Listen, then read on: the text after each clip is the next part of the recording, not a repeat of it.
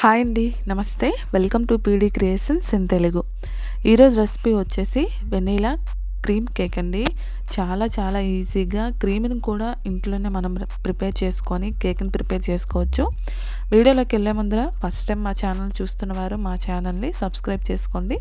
అలానే కొత్త వీడియోస్ కోసం పక్కనే ఉన్న బెల్ ఐకాన్ని క్లిక్ చేయండి. ఈ వెనీలా క్రీమ్ కేక్ని ఎగ్ ఏమీ వాడకుండానే ఇంట్లోనే చాలా టేస్టీగా ప్రిపేర్ చేసుకోవచ్చండి. ఈ వెనీలా క్రీమ్ కేక్ని ఎలా ప్రిపేర్ చేసుకోవాలో చూసేద్దాం. ముందుగా ఒక మిక్సింగ్ బౌల్ తీసుకొని అందులో పావు కప్పు వరకు పెరుగుని యాడ్ చేసుకోండి. నేను చూపిస్తున్న కప్పుతో పావు కప్పు వరకు పెరుగుని యాడ్ చేసుకున్నాను. అలానే పావు కప్పు వరకు ఆయిల్ని కూడా యాడ్ చేసుకోవాలి. అలానే ఇందులో 1 కప్ వరకు షుగర్ పౌడర్ని యాడ్ చేసుకోవాలండి. మెజర్మెంట్స్ అన్నీ ఒకే కప్తో తీసుకుంటే కేక్ అనేది పర్ఫెక్ట్గా వచ్చేస్తుంది. అలానే చిటికెడు సాల్ట్ యాడ్ చేసుకుంటూ వీటన్నిటిని ఒకసారి బాగా బెలూన్ విస్కర్తో కలుపుకోవాలి. ఇలా కలుపుకున్న తర్వాత ఇందులో 1 కప్ వరకు మైదా పిండిని యాడ్ చేసుకోవాలి. మైదా పిండిని కూడా యాడ్ చేసుకున్న తర్వాత ఇందులో 1/2 టేబుల్ స్పూన్ వరకు బేకింగ్ పౌడర్, అలానే 1/2 టేబుల్ స్పూన్ వరకు బేకింగ్ సోడాని యాడ్ చేసుకోవాలి. అలానే 1 టేబుల్ స్పూన్ వరకు వెనీలా ఎసెన్స్ని యాడ్ చేసుకోవాలి. వీటన్నిటిని ఒకసారి బాగా కలుపుకోవాలండి.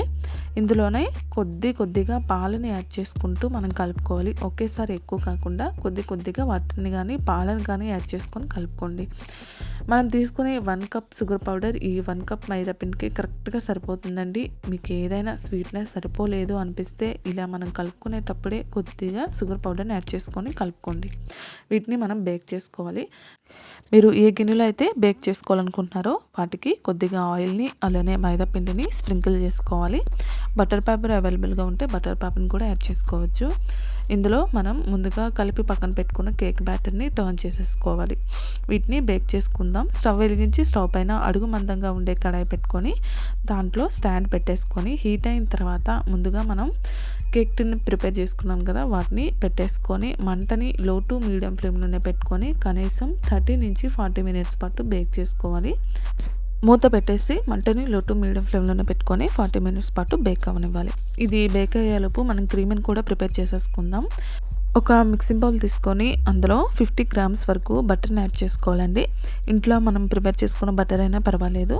వీటిని బాగా మెల్ట్ అవ్వనివ్వాలి. ఇది మెల్ట్ అయిన తర్వాత ఇందులో 2 టేబుల్ స్పూన్ వరకు షుగర్ పౌడర్ని యాడ్ చేసుకోవాలి. అలానే 2 టేబుల్ స్పూన్ వరకు పాలని యాడ్ చేసుకుంటూ బ్లెండర్తో కానీ లేదా విస్కర్తో కానీ మనం కలుపుకోవాలండి. బాగా ఇలా బీట్ చేసుకుంటే ఒక 10 మినిట్స్ లోపే మనకి ఈ క్రీమ్ అనేది ప్రిపేర్ అయిపోతుంది. చూసారుగా వీడియోలో చూపిస్తున్న విధంగా ఇలా బీట్ చేసుకుంటే క్రీమ్ అనేది పక్కగా రెడీ అయిపోతుంది. వీటిని పక్కన పెట్టేసుకోండి.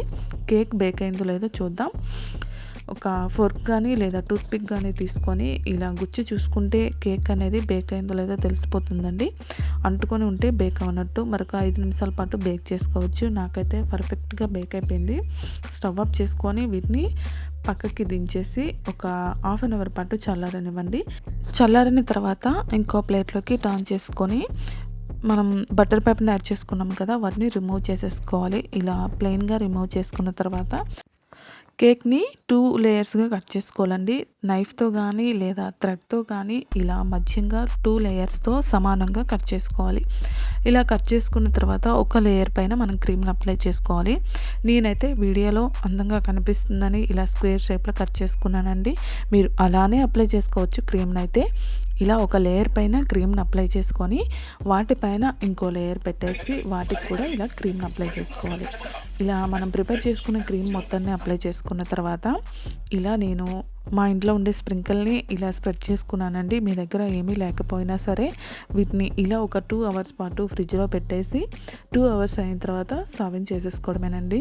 చాలా ఈజీగా చాలా టేస్టీగా ఉంటాయి. అసలు బయట తినే కేక్లు అయితే బోర్ కొడతాయి. ఈ కేక్ మీద మీరు ఒక్కసారి ఇలా ట్రై చేయండి.